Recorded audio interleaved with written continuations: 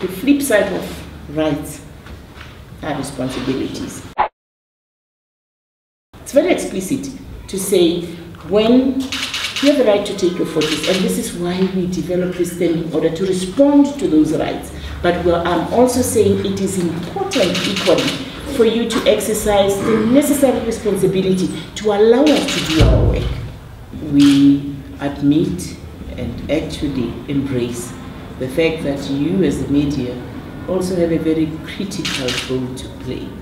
A case in point which I shared in this meeting was the recent Alexander matter, where you provided us as the police with an identikit that we could never dream of. We want dedicated and institutionalized processes of reporting some of these issues. We have issues to report, the media has issues to report, and when we meet here, we see how we've treated them and what progress we are making. It's very rare where you find no comment in the policing.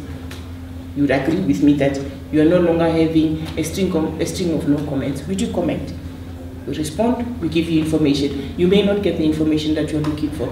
We will be willing to come and talk to the newsrooms. We've seen good examples of some of the newspapers that have invited us continuously to talk. We will also invite you to come and talk to us, and we're looking forward to that guidance to say, this is the conduct or etiquette from the media side that you should be alive to as the police.